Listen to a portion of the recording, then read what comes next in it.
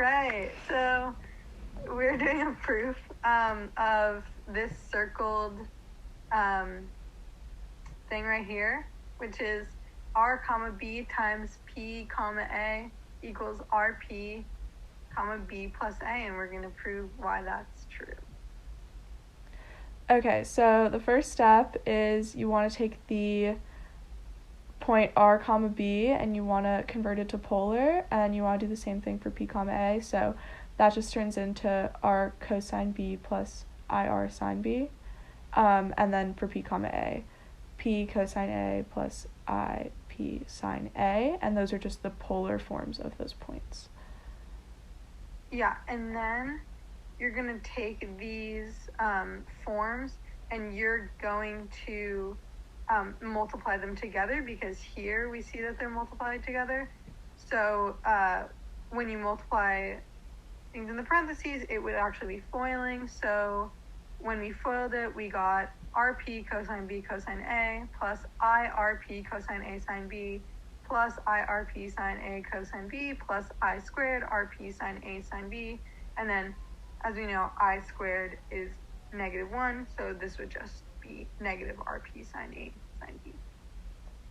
So then what you want to do, just to make it a little simpler, is what we're doing from this step to the other step, and we've kind of outlined it with black and purple, is we're combining the like terms and factoring out the rp, and then what you get is rp cosine b cosine a minus sine a sine b, and the reason for the minus, like Bella just explained, was that I squared is -1, and then on the other side, pretty straightforward, irp cosine a sine b plus sine a cosine b, and that's just what you get when you factor out with the purple the irp, and then with the black the rp.